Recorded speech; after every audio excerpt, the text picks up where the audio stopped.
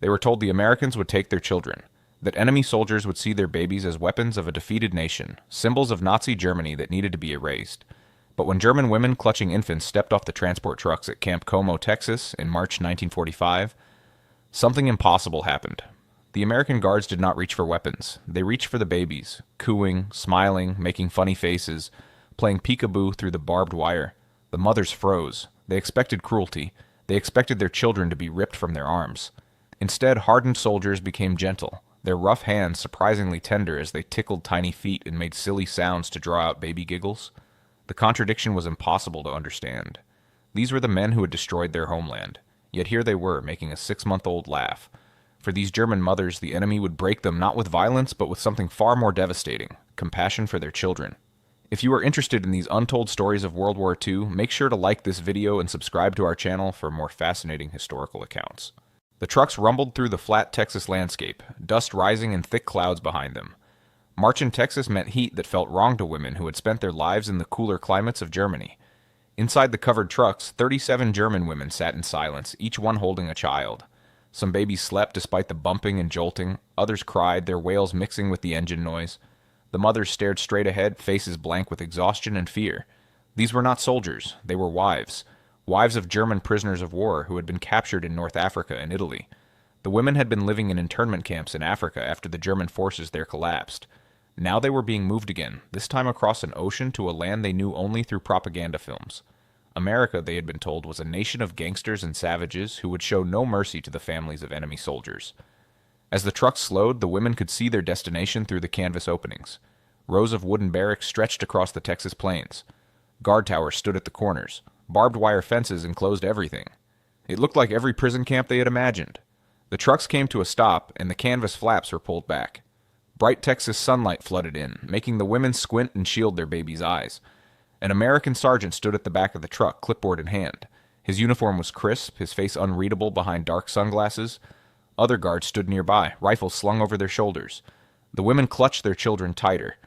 This was the moment they had dreaded. What would happen now? The first thing that hit them was the heat. Not the familiar warmth of a German summer, but a dry, pressing heat that seemed to come from the earth itself. The air smelled different, too. Dust and sage, unfamiliar plants, and underneath it all, the smell of cooking. Real cooking. Not the thin soups and hard bread they had eaten for months, but the rich smell of meat frying, bread baking, something that made their stomachs clench with hunger. The sounds were strange. American voices speaking in English, the words making no sense to ears trained only in German. But the tone was not harsh. Orders were given calmly, almost casually. No one was shouting, no one was hitting. The guards moved with relaxed confidence, not the tense aggression the women had expected. Greta Hoffman, holding her 8-month-old son Klaus, watched as one young guard approached the truck. He could not have been more than 22 or 23.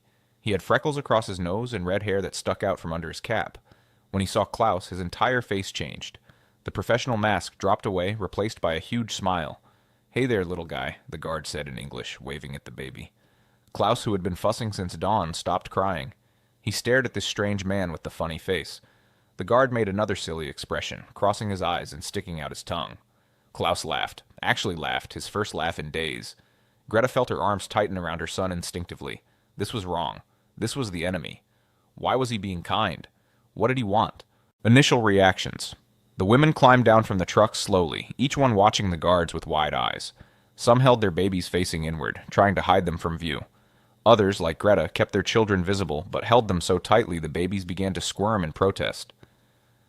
Anna Schmidt, a young mother from Frankfurt with twin daughters, whispered to the woman next to her, "Do not let them touch the children. Do not let them near."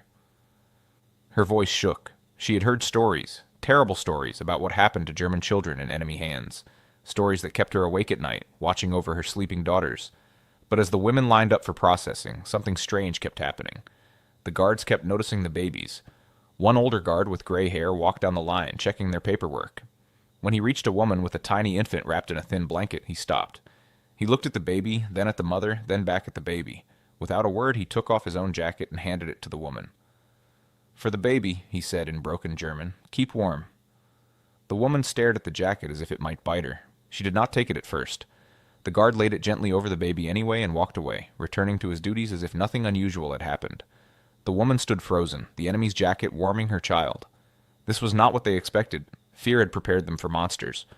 But these Americans seemed more interested in making their babies smile than making them suffer. The contradiction created a kind of mental paralysis. Greta found herself unable to process what she was seeing. Her mind kept circling back to the same impossible question. Why are they being kind? As the sun climbed higher and the processing continued, more moments of unexpected gentleness piled up. A guard brought water for a mother whose baby was crying from thirst. Another made funny faces until a toddler stopped screaming. A third helped carry a heavy bag for a woman struggling with both luggage and an infant. By the time they were led into the camp itself, past the barbed wire and guard towers, the women were no longer just afraid. They were confused. Deeply, fundamentally confused. The enemy was not supposed to care about their children. That was not how enemies behaved, was it? The barracks assigned to the women were plain but clean. Wooden floors, simple beds, windows with screens to keep out insects. Not comfortable exactly, but not the horror they had imagined. Each family was given a space with a crib provided for the babies. Real cribs with thin mattresses and clean sheets. After months of sleeping on hard surfaces in African internment camps, the sight of those cribs made some mothers cry. But first came the medical examinations. The women were told to take their children to the camp infirmary. This was the moment many had feared most. Medical experiments, forced procedures, the taking of their babies. They walked to the infirmary in near silence, many praying under their breath. Inside they found American doctors and nurses waiting, but not with instruments of torture, with stethoscopes and thermometers, with scales to weigh the babies and charts to track their growth. The examination room was warm and well lit, with colorful pictures on the walls, pictures of cartoon animals that someone had clearly put there to make children feel safe. Dr. Robert Morrison, a pediatrician from Ohio, examined each baby carefully. He was gentle, his movements practiced and calm. When Klaus Hoffmann cried during the examination, the doctor immediately stopped, gave the baby a moment to settle, and spoke softly to Greta. "He is underweight," the doctor said through an interpreter, "but healthy otherwise. We will make sure he gets extra milk rations. Good, rich milk. He will grow strong here." Greta nodded, not trusting herself to speak. Milk. Real milk. Klaus had not had proper milk in months. The thin, watered-down substitute they had been given in Africa barely counted as food. Now this American doctor was promising her son would have milk. Rich milk. As much as he needed. The nurses distributed clean cloth diapers, baby powder, and small bars of gentle soap made specifically for infants. They showed the mothers where the washing facilities were located, where hot water was available 24 hours a day for heating bottles and cleaning. They explained the feeding schedule, 3 meals a day for the mothers, with special milk and soft foods provided for babies who were old enough to eat solids. Anna Schmidt stood holding the supplies, staring at the baby soap in her hand. It smelled like lavender and chamomile. Gentle. Kind. Her twins had not been properly bathed in weeks. Water had been scarce, soap even scarcer. Now she had everything she needed to keep them clean and comfortable. Provided by the enemy. The enemy who cared whether her baby smelled nice. The mess hall was larger than the women expected. Long tables with benches, windows letting in the afternoon light, and that smell. That incredible, overwhelming smell of real food being cooked in large quantities. The women filed in nervously, babies in their arms or balanced on their hips. They had been told they would eat, but no one quite believed it until they saw the serving line. American cooks stood behind large metal trays filled with food. Hot food. Steaming, fragrant, abundant food. There was beef stew with carrots and potatoes, thick and rich. There was white bread, actual white bread, soft and fresh with butter melting on top. There were green beans, corn, and for dessert, something that looked like cake. Real cake with white frosting. The women approached the line slowly, uncertain. The cooks filled their plates without comment, professional and efficient. No one questioned whether they deserved food. No one made them beg. They were simply served, just as if they were regular people instead of the families of enemy prisoners. Greta found a seat at one of the long tables, Klaus sitting on her lap. She stared at her plate. The portion was huge, more food than she had seen in one place in over a year. Next to her, Anna had already begun crying quietly, tears running down her face as she looked at the meal in front of her. Her twin daughter sat in a shared high chair brought over by one of the cooks, banging their hands on the tray. "I do not understand," Anna whispered. "Why are they feeding us like this?" Greta had no answer. She picked up her spoon, dipped it into the stew, and brought it to her mouth. The taste was extraordinary, rich, savory, warm. Real meat, not the mysterious scraps they had been eating. Real vegetables, not rotting or half-frozen. She closed her eyes as she swallowed, and against her will, tears began to slip down her own cheeks. Around the hall, similar scenes played out. Women eating slowly at first, then faster, as if afraid the food might vanish. Some laughed through their tears, others sat in stunned silence. A few could not eat at all, too overwhelmed by the contradiction between what they had expected and what was happening. One of the cooks, a large man with kind eyes, came around with a pitcher of milk. Real milk, cold and white, nothing like the thin gray liquid they remembered. He poured glasses for the mothers and then asked through an interpreter if any of the babies were old enough for milk. When told that several were, he went back to the kitchen and returned with bottles, already warmed to the perfect temperature. Greta took the bottle with shaking hands. She tested it on her wrist, as mothers do, and found it perfectly warm. She gave it to Klaus, who grabbed it with both hands and began drinking with desperate enthusiasm. Greta watched her son, watched him drink real milk from a clean bottle in an enemy prison camp, and felt something break inside her chest. Not break with pain, but break. Open. A wall she had built to protect herself was crumbling, and she did not know how to stop it. The meal lasted an hour. When it was over, the women filed out slowly, many still carrying pieces of bread they could not finish, tucking them into pockets for later. Old habits from months of hunger. But as they left, each woman knew the same truth. They would be fed again tomorrow, and the day after. This was not a one-time kindness. This was the normal routine. The enemy planned to keep feeding their children, properly, consistently, as if their children's lives mattered. That first night after the babies were settled in their cribs, the women gathered in small groups, speaking in low voices. The barracks had lights, real electric lights that could be turned on and off with a switch on the wall. The beds had blankets, thin but clean, enough to keep warm even when the Texas night cooled down. There was even a small stove in each barrack for heating water. Greta sat on her bed watching Klaus sleep in his crib. He looked peaceful, his belly full for the first time in months, his skin clean from the bath she had been able to give him with hot water and real soap. She had changed him into a clean cloth diaper provided by the camp. Everything he needed had been provided by the enemy. "My husband is in a prisoner camp in Mississippi," said Maria Schneider, a young mother from Berlin, sitting on the next bed. She held her 4-month-old daughter against her shoulder, patting her back gently. "I wonder if he is being treated like this, with food and medicine and kindness." "I hope so," another woman replied. "But I cannot believe it. Why would they be kind to us if they are not kind to our men?" "Maybe they are kind to everyone," suggested Anna softly. Her twin daughters slept side by side in a double crib the guards had arranged for her. Maybe this is just how Americans are. The suggestion hung in the air, too radical to accept easily. They had been taught that Americans were brutal, that democracy made people weak and immoral, that only German discipline and strength could create true order. But if Americans were weak, why had they won the war? And if they were brutal, why were they treating enemy mothers and babies with such unexpected gentleness? Outside, the Texas night hummed with crickets and the distant sound of guard boots on patrol. Inside, babies slept soundly, their bellies full, their diapers clean, their mothers lying awake, staring at the ceiling, trying to understand what kind of world they had entered. A world where the enemy played peekaboo with your child, where prison camp doctors worried about whether babies were underweight, where the smell of fresh bread drifted through the air every morning. Greta closed her eyes, but sleep did not come easily. The image kept playing in her mind, that young red-headed guard making silly faces at Klaus, making her son laugh. She had hated Americans since the war began, had blamed them for the bombs, the destruction, the death. But that guard had looked at her baby and seen a child, not an enemy, just a child who deserved to smile. It was easier to hate people who were cruel. Cruelty confirmed everything she had been taught, but kindness? Kindness was a weapon she had no defense against. The days fell into a rhythm quickly. Each morning began at 7 when a bell rang across the camp. Not a harsh alarm, but a gentle reminder that breakfast would be served soon. The women rose, changed their babies, and walked to the mess hall through the Texas morning. By the second week, the walk felt almost normal.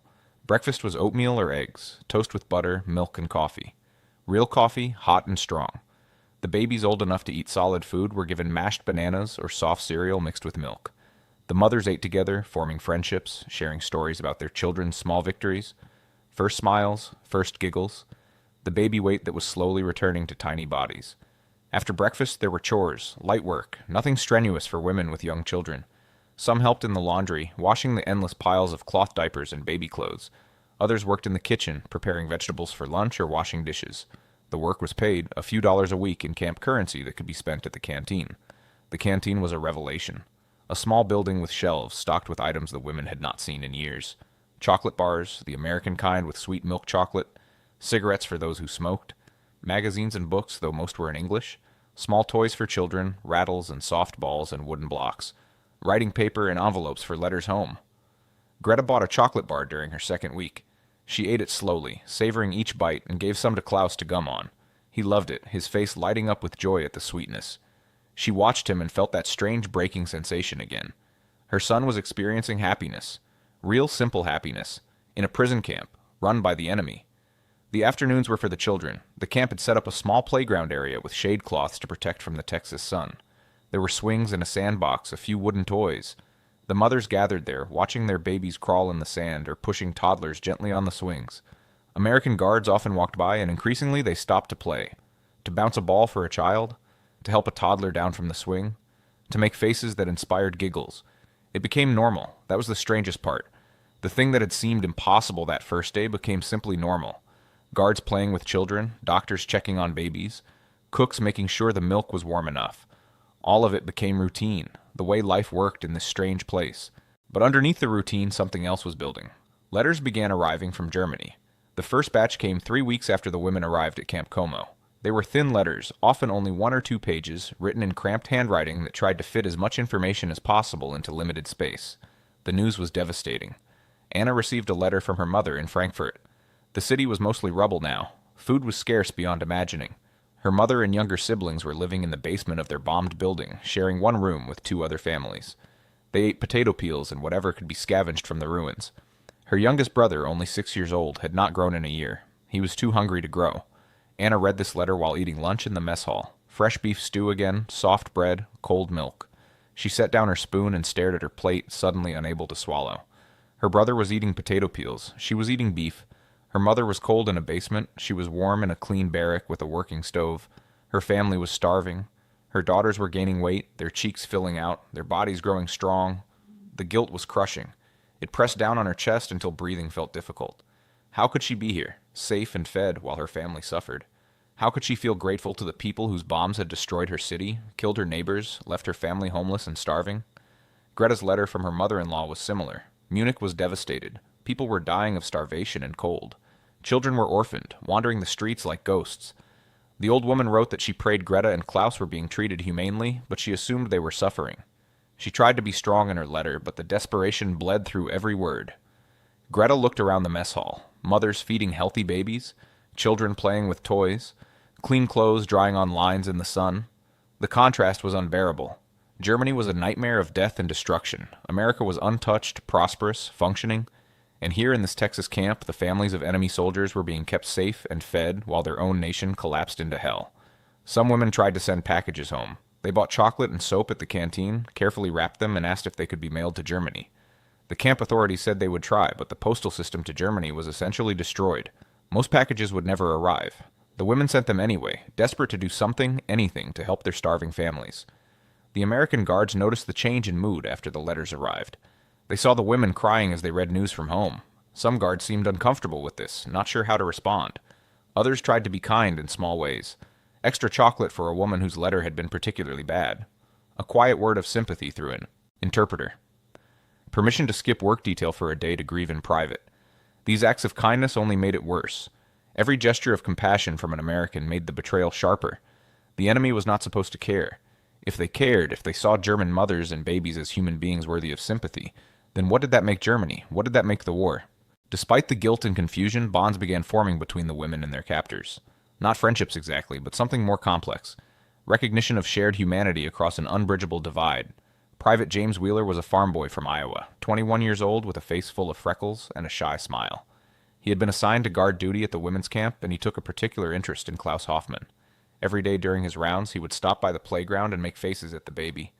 Klaus always laughed, reaching his chubby hands toward the silly soldier. One afternoon, Private Wheeler approached Greta hesitantly. Through an interpreter, he explained that he had a nephew back home about the same age as Klaus. He missed the baby terribly and hoped Klaus did not mind if he played with him sometimes. Greta, surprised by the request, nodded. What else could she do? From that day on, Private Wheeler brought small gifts. A rattle he carved from wood during his off-duty hours. A soft ball he bought at the town store with his own money. Once he brought a photograph of his nephew and showed it to Greta. The boys did look similar, both fair-haired and blue-eyed.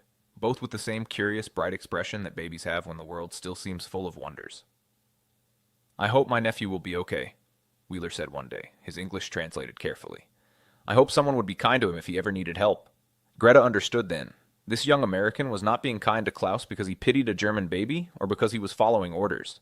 He was being kind because Klaus reminded him of someone he loved. Because despite everything, despite the war and the hatred and the propaganda, he could not see a baby and not want to make him smile. The connection was involuntary, human, deeper than nationality or politics. Similar moments happened across the camp. Anna Schmidt formed an odd relationship with one of the camp nurses, a woman from California who had 3 children of her own. The nurse taught Anna some English words, practical phrases for caring for babies.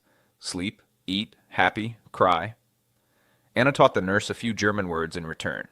They could barely communicate, but they understood each other in the way mothers do, through the universal language of children's needs.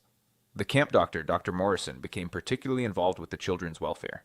He checked on them frequently, worried about every sniffle and rash. When one baby developed a fever, he stayed up all night in the infirmary, monitoring the child's condition, applying cool compresses, adjusting medicine dosages. The mother, Maria Schneider, sat with him, terrified. Through the interpreter, the doctor kept reassuring her. "Your daughter will be fine, Etienne," he said. "We have good medicine here. We will take care of her." By morning, the fever had broken. Maria's daughter slept peacefully. Dr. Morrison smiled, exhausted but satisfied. Maria tried to thank him, but words felt inadequate. This American doctor had spent all night saving her German baby, the baby of an enemy. He had done it without hesitation, without question, as if her daughter's life had exactly the same value as an American child's life. These moments accumulated, small kindnesses that could not be explained away as strategy or propaganda. They were just human beings being decent to other human beings, and each moment chipped away at the wall the women had built to protect themselves from this confusing reality. As the weeks turned into months, the internal conflict became impossible to ignore. Greta lay awake many nights, Klaus sleeping peacefully in his crib beside her bed, and wrestled with questions that had no comfortable answers. She had been taught her entire life that Germans were superior, that the German way of life, German culture, German strength were the pinnacle of civilization, that other nations, especially America with its democracy and diversity, were weak and degenerate. These teachings had been repeated in schools, in newspapers, in speeches, until they became background truth, as undeniable as gravity. But if Germans were superior, why had they lost the war? Why was Germany now a smoking ruin while America stood untouched? Why were German mothers starving while American soldiers had so much food they could afford to feed enemy prisoners generously? The propaganda had promised victory. It had promised that German strength would triumph over American weakness. It had promised that sacrifice and loyalty would be rewarded. But none of those promises had come true. Instead, loyalty had led to death and destruction. Sacrifice had led to starvation. And the weak Americans had won. Even more disturbing was the treatment they received here. Greta had been taught that showing weakness, showing mercy, was a character flaw. That true strength meant being hard, unmerciful, willing to do whatever was necessary. The Americans showed mercy constantly. They were gentle with the babies. They worried about whether the mothers had enough to eat. They cared about things like comfort and happiness. According to everything Greta had been taught, this mercy should make Americans weak. But they had won the war. Their mercy had not made them weak. If anything, it seemed to make them stronger. The guards were relaxed, confident, secure. They did not need to be cruel to maintain control. Their power came from somewhere else, from a system that worked, from abundance that did not require theft, from confidence that did not require brutality. Greta found herself watching Klaus sleep and thinking dangerous thoughts. Her son was healthy here. He was safe here. He was growing here. If she had stayed in Germany with him, would he have survived? The honest answer made her throat tight. Probably not. Children were dying all over Germany, from starvation, from disease, from lack of medicine and warmth. Klaus would have been just another statistic. But here, in an enemy prison camp, her son was thriving. The contradiction was unbearable, yet undeniable. The enemy was keeping her child alive. Her own nation had led him toward death. The women began talking about these contradictions in hushed conversations after lights out. Not all of them. Some refused to question what they had been taught, clinging to the old certainties with desperate faith. But many, especially the younger mothers, could not avoid the questions any longer. "My husband wrote to me," Anna said one night. She sat on her bed, her twin daughters asleep in their crib. "He is in a camp in Mississippi. He says the American guards treat them well. They have sports teams, a library. They can take classes. He said it is better than some German army barracks he stayed in during the war." The other women listened in silence. The idea that German soldiers were being treated well by American captors should have been impossible, yet many had received similar letters. Husbands and brothers writing from camps across America, reporting adequate food, medical care, even entertainment. The reports matched what the women were experiencing themselves. "But why?" Maria asked. Why do they treat us this way? What did they gain from feeding us well and caring for our children?" "Maybe they are just good people," Anna suggested quietly. The suggestion was met with uncomfortable silence. It was too simple and too radical at the same time. If Americans were just good people, what did that make Germans? The question hovered in the air, unspoken but understood by everyone. Not everyone was ready to accept such ideas. One of the older women, Frida, shook her head firmly. Do not be fooled. This is strategy. They want us to become weak, to forget our loyalty. When we return to Germany, they want us to spread doubt and weakness among our people. That is the only reason for this false kindness. Greta considered this. It made sense in a way. Except that the kindness did not feel false. Private Wheeler's joy when Klaus laughed seemed genuine. Dr. Morrison's concern for the sick baby seemed real. The cook who made sure the milk was warm enough was not following a propaganda strategy. He was just being decent. Maybe, Greta said slowly, maybe they are kind because they can afford to be. Their country is not destroyed. Their families are not starving. When you have plenty, it is easy to be generous. But Germany once had plenty, Anna pointed out. Before the war, we had enough. Did we show mercy to those we conquered? Did we feed their children and worry about their health? The question hung heavy in the darkness. They all knew the answer, though no one wanted to say it out loud. Germany had not shown mercy. Germany had been brutal in its conquests. Cities had been destroyed, populations terrorized, people treated as less than human. That was the German way, the way of strength and power. But the German way had led to total defeat.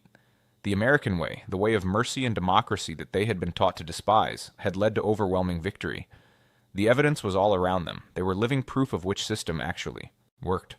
The full weight of recognition came gradually, in moments that built upon each other until the truth could no longer be avoided. For Greta, the final piece fell into place on a warm afternoon in May, 3 months after arriving at Camp Como. She was sitting in the playground area, watching Klaus crawl in the sand. He had grown so much. His body was round and healthy now, his eyes bright, his laughter frequent. He looked like a completely different child from the thin, listless baby who had arrived in March.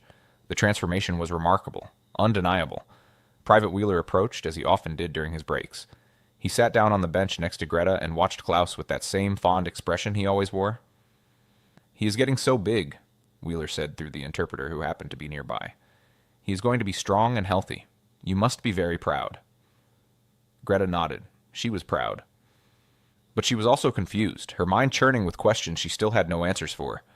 Wheeler must have seen something in her expression because he asked gently, "What is wrong?" Through the interpreter, Greta asked the question that had been burning in her mind for weeks. "Why do you care about my son? He is German. Your country and mine are enemies. His father fought against your people. Why do you care whether he is healthy and strong?" Wheeler looked at Klaus, who had found a small toy truck in the sand and was pushing it around with intense concentration. The young soldier's face was thoughtful, trying to find the right words. "Because he is a baby," Wheeler said finally. "Babies are not enemies. They have not done anything wrong. They just need to be loved and cared for. It does not matter where they come from or who their parents are. They all deserve a chance to grow up healthy and happy. That is just being human." The interpreter translated, and Greta felt something shift deep inside her chest. That was just being human. Such a simple statement, yet it contained a worldview completely different from everything she had been taught. She had been taught that some people were worth more than others, that Germans were superior and others were inferior, that mercy was weakness and strength required cruelty. But Wheeler saw Klaus and saw a baby. Period. Not a German baby or an enemy baby. Just a baby who deserved love. And wasn't that actually stronger? Wasn't it more powerful to be so secure in your own worth that you did not need to diminish others? To be so confident that you could afford to be kind? To build a society so successful that you had enough for everyone, even your enemies? Germany had built its strength on making others weak. America had built its strength on something else entirely, on an idea that everyone had value, that democracy and freedom were not weakness but sources of power. Germany had lost everything trying to prove its superiority. America had won while treating enemy prisoners with dignity. The recognition was devastating and liberating at the same time. Everything she had believed was wrong. The teachers, the leaders, the propaganda, all of it had been lies. Not lies about facts, but lies about what made a nation strong, what gave life meaning, what truly mattered. Greta watched Klaus laugh as Wheeler made funny faces at him. Her son did not know about nations or politics or war. He just knew that this person was kind to him, made him laugh, brought him toys. In Klaus's world, Wheeler was not an enemy. He was a friend, a person who cared. Maybe, Greta thought, Klaus understood more than all the adults. Maybe that simple baby truth was actually wisdom. People are just people. Babies deserve care. Kindness is not weakness. Love is not a political strategy. The enemy had not broken her with cruelty. They had broken her with something far more powerful. They had shown her a better way to live. The full revelation came to Greta on a Sunday afternoon in June. The camp had organized a small celebration for the children, a simple party with cake and games. The cooks had made a large sheet cake with white frosting. There were balloons, though they were scarce even in America. The guards had set up simple games, a ring toss, and a ball throw. The mothers dressed their babies in the cleanest clothes they had. Klaus wore a little outfit that Private Wheeler had given him, a tiny shirt and pants that Wheeler's sister had sent from Iowa when she heard about the German baby her brother had befriended. Greta had cried when Wheeler gave her the package, overwhelmed by the generosity of a woman she would never meet who cared about Klaus simply because he was a child who needed clothes. The party was modest by American standards, but to the women it was magical. The babies sat on blankets in the shade, laughing and playing with toys. The toddlers ran around chasing balloons. The mothers ate cake and drank coffee, for a moment forgetting they were prisoners, forgetting the war, forgetting everything except the simple joy of watching their children play. The guards participated fully. They played games with the children, took turns holding babies, helped serve cake. Private Wheeler carried Klaus around on his shoulders, the baby shrieking with delight. Dr. Morrison sat on a blanket with Maria's daughter on his lap, letting her grab his stethoscope. The California nurse sang a silly American children's song that made the babies laugh even though they did not understand the words. Greta stood at the edge of the celebration, watching everything with tears streaming down her face. She did not try to hide them. Anna stood next to her, also crying, her twin daughters playing at their feet. "This is what life should be like," Anna said softly. "Children playing. Mothers not worried about where the next meal will come from. People being kind to each other. This is what we should have been building all along." Greta nodded. She understood completely. Everything Germany had built, all the power and pride and supposed strength, it had all been directed toward the wrong goals. They had built weapons instead of prosperity. They had built hatred instead of community. They had built empire instead of peace. And what had it accomplished? Germany was destroyed. Millions dead. Cities in ruins. Children starving. All that power, all that supposed superiority, had led only to death and defeat. Meanwhile, America, with its democracy and diversity and mercy, stood victorious and prosperous, able to throw parties for enemy children. The truth crystallized in that moment, sharp and clear and undeniable. Germany had been wrong. Not just wrong about military strategy or political alliances, wrong about everything fundamental. Wrong about what makes people strong. Wrong about how to build a society. Wrong about the nature of power itself. Real power did not come from making others afraid. It came from making life good for your own people, so good that you had abundance to spare even for enemies. Real strength was not brutality, it was the security to be gentle. Real victory was not conquest, it was building something worth defending. Greta watched Private Wheeler carefully lower Klaus from his shoulders. The young soldier was red-faced and sweating from playing with the children, but he was smiling, genuinely happy. He handed Klaus back to Greta, and the baby reached for his mother with trusting arms. "Thank you," Greta said in careful English. She had been learning, slowly, picking up words from the guards and the nurses. "Thank you for being kind to my son." Wheeler's smile widened. "He is a good kid," he said. Then hesitantly, "I hope when you go home you can tell people about this, about how we tried to be decent. I hope maybe it helps somehow." Greta nodded, not trusting herself to speak. She would tell people. She would tell everyone. She would tell them that the enemy fed their children when their own nation let them starve. She would tell them that American soldiers played with German babies. She would tell them that everything they had been taught was a lie. The truth would be hard for people to accept. Some would call her a traitor, but she owed it to Klaus, to all the children, to speak the truth. The real betrayal would be staying silent, letting the lies continue, allowing another generation to grow up believing that strength meant cruelty and mercy meant weakness. As the sun set over the Texas plains and the party wound down, Greta held Klaus close, breathing in his baby smell, feeling his warm weight against her chest. He was alive and healthy because of the people she had been taught to hate. The irony was almost unbearable, but it was also undeniable truth. The enemy had not broken her with violence. They had broken her with cake and kindness, with peekaboo games and warm milk, with clean diapers and gentle doctors. They had broken her by showing her what life could be like when people chose compassion over cruelty, abundance over conquest, dignity over domination, and in breaking her they had freed her from lies she had not even known she believed. As summer turned toward autumn, talk of repatriation began. The war in Europe had been over for months. Germany was occupied, divided, slowly beginning the long process of rebuilding. The prisoners of war, both the soldiers in camps across America and their families, would soon be sent home. The news should have brought joy. Going home. Reuniting with families. But for the women at Camp Como, the announcement brought mostly fear and sadness. They were comfortable here. Their children were healthy here. Going back to Germany meant returning to hunger, cold, ruins, and uncertainty. Greta lay awake at night, Klaus sleeping peacefully beside her, and tried to imagine their return to Munich. What would they find? Her mother-in-law had written that their apartment building was completely destroyed. They would be homeless. Food was still scarce. Winter was coming, and there was little fuel for heating. Klaus had spent his entire life in the relative comfort of this Texas camp. He had never known cold or hunger. How would he survive in the ruins of Germany? More troubling were the questions about her husband. He was being held in Mississippi, scheduled for repatriation around the same time as his family. What kind of man would he be after years as a prisoner? Would he blame her for being safe while Germany suffered? Would he understand what she had learned here, or would he cling to the old beliefs, the old hatreds? And what would she tell him about the Americans? How could she explain that the enemy had been kinder to their son than their own nation had been? Would he see it as she did, as proof that everything they believed was wrong? Or would he see it as weakness, as betrayal? Some women whispered about trying to stay in America, finding ways to delay repatriation, applying for residency, claiming they had no home to return to. The camp authorities gently but firmly explained that this was not possible. They were prisoners of war, not immigrants. They would be returned to Germany as soon as arrangements could be made. The final weeks at Camp Como were bittersweet. The women tried to prepare themselves mentally and practically. They saved their camp earnings to buy supplies to take back to Germany, soap and chocolate and cigarettes that could be traded for food or shelter. The guards and staff, learning of the impending departure, became even more generous, helping the women pack extra blankets and baby clothes. Private Wheeler gave Klaus one final gift, a small stuffed bear that his nephew had outgrown. Greta accepted it with tears, knowing it was more than a toy. It was a symbol of everything this place had been. A reminder that even in the middle of the worst war in history, people could still be kind. The journey back to Germany in November 1945 was long and exhausting. First by train across Texas to the coast, then by ship across the Atlantic, the same route they had taken a year earlier, but now in reverse. The ship was crowded with repatriating prisoners and their families, everyone returning to an uncertain future. When the coast of Germany finally appeared on the horizon, many women wept, but these were not tears of joy. They were tears of dread and grief.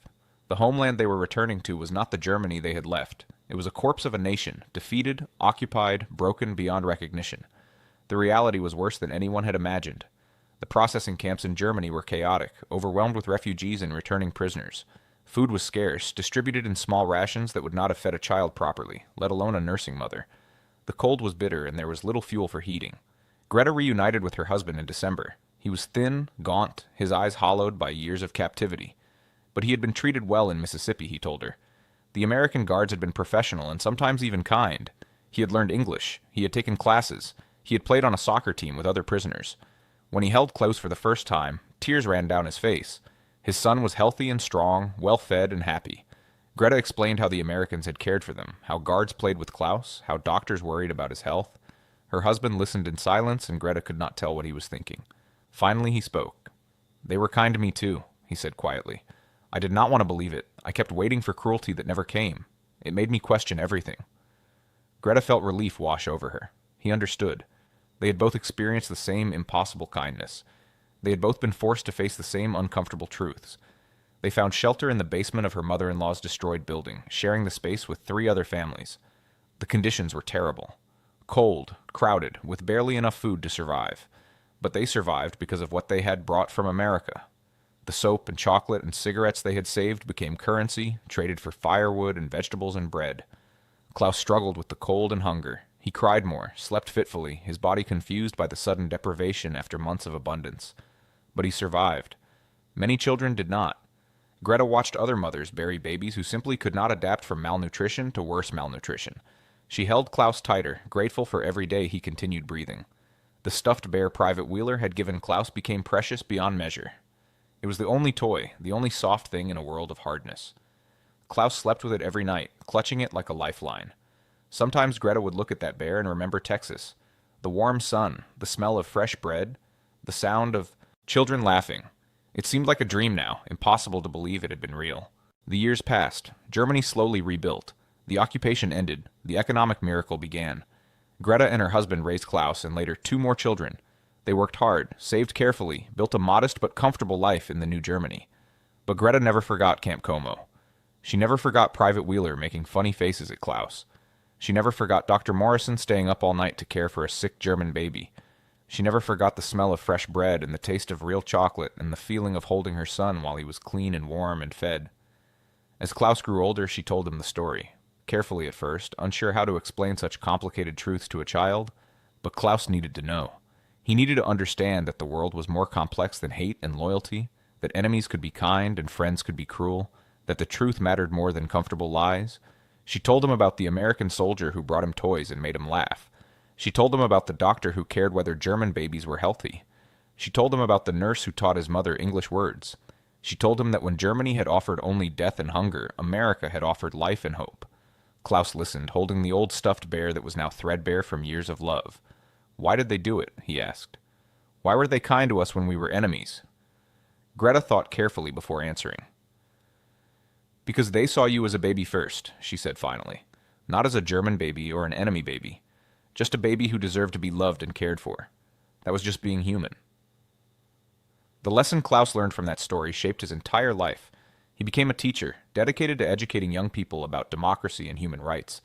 He taught his students that strength does not come from cruelty, that mercy is not weakness, that seeing the humanity in everyone, even enemies, is the foundation of true civilization. Anna Schmidt's twin daughters grew up hearing similar stories. They became social workers, dedicating their lives to helping refugees and displaced people. They said their mother taught them that kindness to strangers was not naive but essential, that the world needed more people who would feed hungry children regardless of where those children came from. Maria Schneider, whose daughter's fever Dr. Morrison had cared for so carefully, named her second daughter after the American nurse who had been kind to her in Camp Como. When that daughter asked about her unusual name, Maria told her the story of how an enemy nurse taught her that medical care was a human right, not a privilege reserved for the victorious. The impact rippled forward through generations. The children raised by mothers who learned mercy from their enemies grew up to value compassion over conquest. They rejected the old hatreds and the old certainties. They built a new Germany, one based not on supposed superiority but on recognition of shared humanity. In Furry, the 1980s, Klaus traveled to America for the first time. He went to Texas specifically, to the area where Camp Como had been. The camp was long gone, replaced by a suburban neighborhood, but he stood on that Texas plain and remembered what his mother had told him about the place. How she had arrived terrified and left transformed.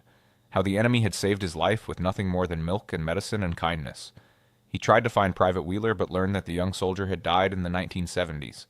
Klaus sent a letter to Wheeler's family anyway, telling them what their father and uncle had meant to a German baby and his mother. He told them that Wheeler's kindness had not been forgotten, that it had changed lives and shaped futures in ways the young soldier probably never imagined. Wheeler's daughter wrote back. She said her father had talked about the German prisoners sometimes, especially about a baby named Klaus he had befriended. Wheeler had kept a photograph, his nephew and Klaus side by side, two babies who looked so similar they could have been brothers. The photo had reminded him, his daughter said, that children were children everywhere, that all of them deserved a chance to grow up safe and loved. The exchange of letters led to friendship. The family stayed in touch across the decades. When Klaus's children met Wheeler's grandchildren, they talked about the camp and the war and the complicated truths their families represented, how enemies could become friends, how kindness could bridge any divide, how the choices ordinary people made in extraordinary circumstances could echo through time. And so the peekaboo games became more than just a way to make a baby laugh. They became proof that even in the darkest moments of human history, in the middle of the worst war ever fought, people could still choose kindness. They became evidence that seeing the humanity in everyone, even enemies, even the families of those who fought against you, is not weakness but the highest form of strength. For those German mothers, the memory of American soldiers playing with their babies became a truth that could not be unlearned. They had been taught that mercy was weakness and cruelty was strength. But they learned that real strength meant having so much security, so much confidence in your values, that you could afford to be gentle with the powerless. Real power meant building something good enough that you had abundance to share even with enemies. The mothers had expected to be broken by violence. Instead, they were broken by something far more devastating and far more healing. Compassion. Compassion that showed them everything they believed was wrong. Compassion that revealed the lies they had been fed. Compassion that demonstrated what life could be like when people chose humanity over hatred. Years later, in the 1990s, Greta was interviewed by a historian researching prisoner of war experiences. She was an old woman then, Klaus grown with children of his own. The historian asked her about the most difficult moment of her captivity. Greta thought for a long time before answering.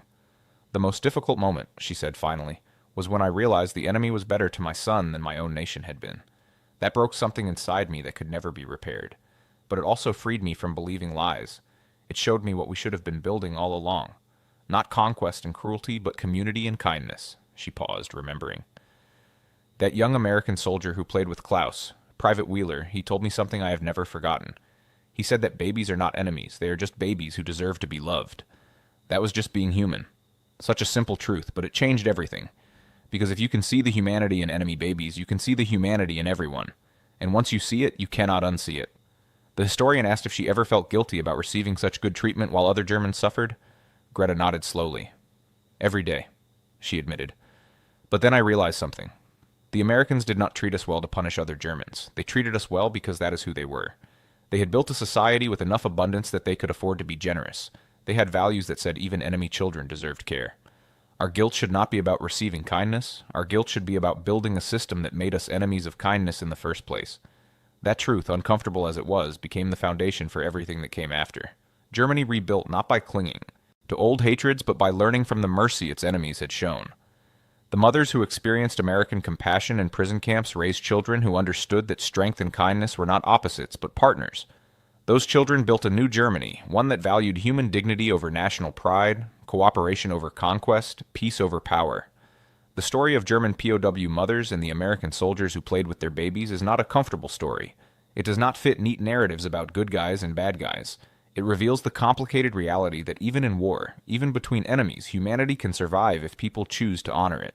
It shows that the most powerful weapon is not violence, but the courage to see others as human beings worthy of dignity.